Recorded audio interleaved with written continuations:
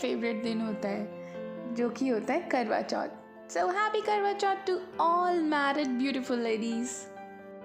हर किसी की फैमिली में अपने खुद के कुछ पर्सनल रिचुअल्स, खुद के कुछ रिवाज होते हैं, छोटे मोटे अलग अलग तरीके के, तो वो सबकी फैमिली में होता है। तो मेरे यहाँ पे जो होता है दोपहर में नियर अबाउट 3 और बिटवीन 3 to 4 एक कथा की जाती है, जो बेसिकली वही करवा माता की कथा होती है, चौथ माता की कथा होती है। वो कथा सुनी जाती है, जिसमें आपके आस पड़ोस में या जो भी आपके डियर वन होते हैं वो आपके साथ में बैठ के कर सकते हैं। तो यहाँ पे मेरी ममा है, मैं अपनी मम्मी के यहाँ पर आकर करवा चौथ कर रही हूँ, कथा सुन रही हूँ बेसिकली। तो मेरी ममा ने सबको चावल और धूप घास दी, क्योंकि कथा सुनने से पहले हाथ में आपके पास कुछ होना चाहिए, खाली हाथ कथा नहीं सुनते हैं। तो वो मम्मी ने दिया सबको, सब सुहागनों को टीका लगाया, क्योंकि मम्मी सब में बड़ी हैं वहाँ पे, तो इसलिए सबको टीका और सिंदूर उन्होंने ही लगाया। तो यहाँ पर हमने एक गणेश जी की और करवा चौथ माता जी की कहानी सुनी। तो यहाँ पर हमारी कथा समाप्त हो गई है। तो सबके यहाँ जैसे मैंने बताया अलग अलग रिचुअल्स होते हैं। कुछ लोगों के यहाँ सिर्फ रात को चांद को ही अर्घ दिया जाता है, बट हमारे यहाँ सूरज को भी अर्घ देते हैं और रात को तो चांद को देना ही होता है। तो अब हम बस जा रहे हैं छत पे सूरज जी को अर्घ देने।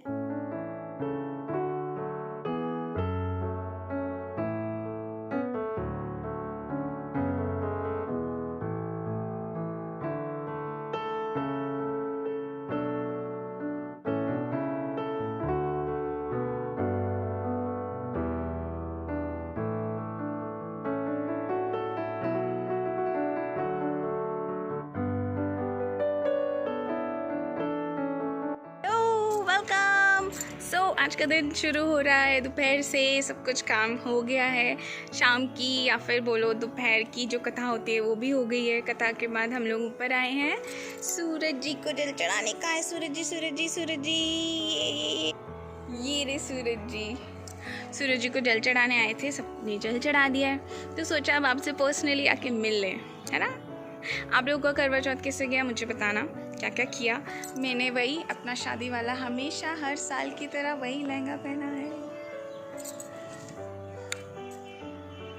मैं हर साल यही अपना शादी वाला लहंगा पहनती हूँ, तो इस साल भी मैंने वही पहना है। और अब चलेंगे बस घर जाके बनाएंगे रात का खाना, तैयारी करेंगे। और मायना निकलता है, सास को दिया जाता है, और भी छोटी सी पूजा होती है रात को, वो करेंगे। और फिर रात को तो सबको पता ही है, चांद को अर्घ दिया जाता है, प्रसाद चढ़ाया जाता है।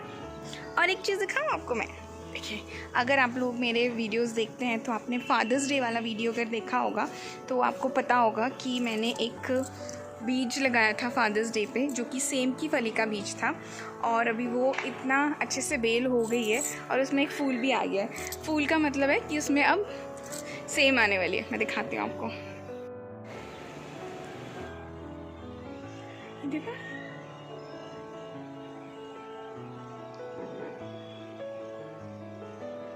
खुशी मिलती है ना जब आप जड़ से किसी चीज़ को लगाते हो और वो बड़ा होता है, फिर आगे चल के आपको फल देता है, कितनी सेटिस्फेक्शन होती है और बड़ी अच्छी सी फीलिंग होती है। मैंने फ़र्स्ट टाइम ऐसे बीज के साथ लगाया, पौधे लगाए हैं वो बात अलग है, बट बीज लगा के उसमें से पौधा अंकुरित होना और वो पौधा बड़ा होना और फिर फल देने की स्टेज तक पहुँच जाना, बहुत अच्छी बात होती है। मेरे को तो बहुत अच्छी सी एक्साइटमेंट हुई है आज। और देखिए, कल तक जो लाइट थी आज अच्छी सी हो गई। ये वो वाली मेहंदी जो मैंने लगाई थी, और ये है वो जो प्रिया ने लगाई थी।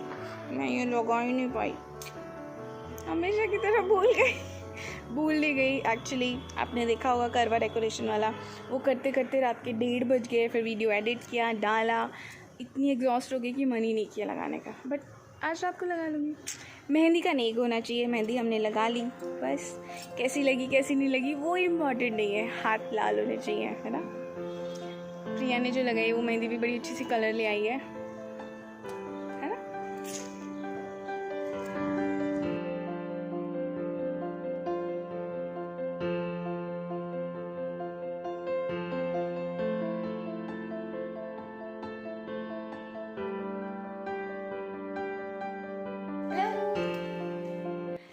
मेरी सारी तैयारी हो चुकी है, मैंने चौक भी पूर दिया है, करवा माता को देखो लगा दिया है, और मेरा खाना भी ले लिए, मैं दिखाती हूँ।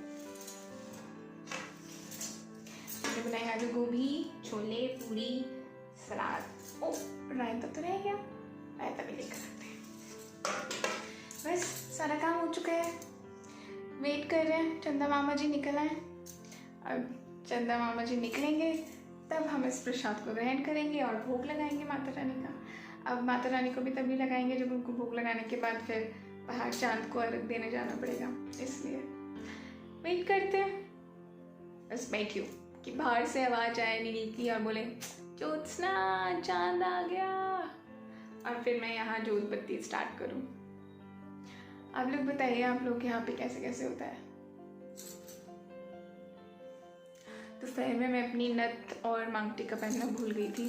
ये नथ इम्पॉर्टेंट होती है हमारे में इन द सेंस पहाड़ में ये शगुन या सुहाग का बहुत इम्पॉर्टेंट चीज़ होता है नथ।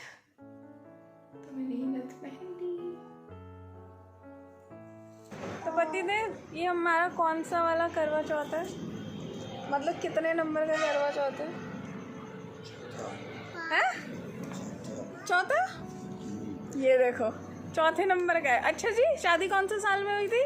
सन में हुई थी? अच्छा, तो 15 से ज़रा कैलकुलेट करना 2020 में कौन सा वाला है? ये चौथा वाला है कि छठा वाला है?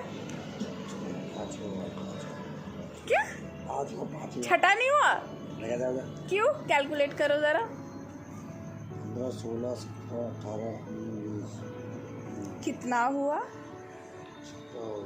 अच्छा जी, छठा हो गया।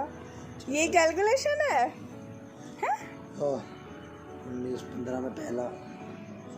अच्छा, तो बताओ आने वाली एनिवर्सरी हमारी कौन सी भी होगी? 7वीं होगी? कैलकुलेट कर लो वो भी ज़रा। छठी होगी कि 7वीं होगी? ए जाओ, ऐसे तो पति देव है हमारे। अच्छा, अपनी उम्र क्या है यही बता लो। 22 नहीं है? 22 नहीं है? क्या पता 12 ही हो। चेक कर लो, कैलकुलेट कर लो। 1 तारीख को। अच्छा, दिन ओह 1 तारीख को पैदा हुए। अच्छा, यानी कि आप अभी आज 4 दिन के हो। ये छोटा बेबी है गन्नू, डैडी छोटा बेबी है, अभी 4 days old बेबी। बोतल का है छोटे बेबी की, दूध बॉटल। तो फर्स्ट को था नील का बर्थडे, तो उसके हिसाब से आज है 4, तो बोल रहे कि आज 4 तारीख को ये 4 दिन के हुए हैं। हैप्पी करवा चौथ बीवी। इतने भयंकर आवाज में आवाज खराब हो रही, गला खराब हो। बर्थडे पे इतनी पार्टी करोगे तो आवाज खराब होगी ना। किसने बोला था बर्थडे पे इतनी पार्टी कराओ? ओले बाबले, दोनों बाप बेटे चमचे। किसने बोला था बर्थडे पे इतनी पार्टी करो? किसने बोला था? कैसे किया था? गन्नू डांस भी किया था। तो फाइनली चंद्रमा आ गए हैं। तो चंद्रमा के उदय होने के बाद उनको अर्घ दिया और अपना व्रत संपन्न किया। इस साल पता नहीं क्यों लगभग 10 बजे के आसपास आए हैं, हर साल से भी ज़्यादा लेट आए हैं। मेरी शायद इस बार नोएडा NCR में काफ़ी स्मॉग था, बट सारी चीज़ें बहुत अच्छे से हुई। चंद्रमा को अर्घ दिया और अपना करवा चौथ कंप्लीट किया।